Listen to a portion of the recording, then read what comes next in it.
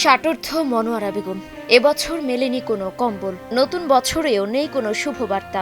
মনোয়ারার মতো বরিশাল, রংপুর এবং নওগাঁর বহু ছিন্নমূল মানুষের বয়ে যাওয়া শৈত্য প্রবাহে তাই কোনো মতে কাটে শীতের রাত। কম্বল নাই, শীতে ঘুমাই কেমনে, দেন না ঠান্ডায়। ঠান্ডায় ঘুমাই, আমরা কষ্ট করি। হিমেল হাওয়ায় কাঁপন ধরা ঠান্ডায় বারান্দাতেও জায়গা মেলে না। গভীর রাতে অনেকের খুঁজতে হয় একটু মেঝেতে মাথা রাখার স্থান। শীত মানে না কে মানব কে পশু, তাই অবুঝ কুকুরও মানুষের পাশে খুঁজে নেয় উষ্ণতার আশ্রয়। নতুন বছরেও বদলায় না বহু ছিন্নমূলের যাপিত জীবন, কিন্তু ঘরহীনদের মাঝেও রাত আসে, শীত আসে।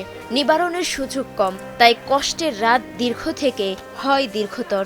গরিব মানুষের কষ্ট করায় না গো বাবা, আল্লাহ ছাড়া কেউ করতে পারবো না। থাকতে কষ্ট হয়, মানে এ পাখে কর ফেললেও ঠান্ডা, ও পাখে কর ফেললেও ঠান্ডা, কোনো মতন উয়াতে কোঁকড়া কুঁকড়ি নাগি থাকে।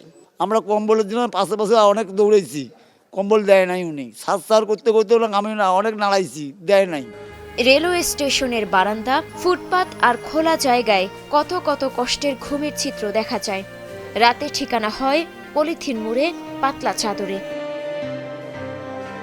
অনেকের আবার রাত কাটে খোলা আকাশের নিচে। এক টুকরো গরম কাপড়ের অভাবে কাঁপতে হয় গভীর রাতে। এই সালা ডালা আছে, ঘুমে এই কাপড় গায়ে দিয়ে ঘুমাইতে শীতের দ্বারে একটা কম্বল দেয় না, সবই তোলে খালি কিছু গায়ে দিতে পারি না, এই বিষয়ে ঘুমাই। স্কুলের অভিভাবক ছাউনিতে খোলা আকাশের নিচে রাত কাটে মানসিক ভারসাম্যহীনদের। দানের কম্বলই যাদের সম্বল। দীর্ঘদিন থাকে, বহু দিন থেকে আমি দেখতেছি এই বেচারিটা এইভাবে কষ্ট হয়ে মানে জীবনযাপন করাইতেছে। খাওয়া কষ্ট, ঘুমানো কষ্ট, থাকা কষ্ট, কাপড় চোপড়ের কষ্ট, এইভাবেই এদের দিন যায়। সমাজ সেবা অধিদপ্তর বলছে, ছিন্নমূলের জন্য প্রয়োজন স্থায়ী পুনর্বাসন। প্রতি বছরই আমাদের জেলা প্রশাসন, সমাজ অধিদপ্তর এদের কম্বল বিতরণ করে থাকে এবং এছাড়াও আমি নিজেও এখান থেকে শিশুদের উদ্ধার করে আমাদের কেন্দ্রে পাঠিয়েছে, তারা ভালো আছে। কিন্তু এটা হচ্ছে কি, প্রতিবারই নতুন নতুন শিশু আসে, নতুন নতুন ছিন্নমূল মানুষগুলো আসে, এদেরকে স্থায়ী পুনর্বাসন করা উচিত।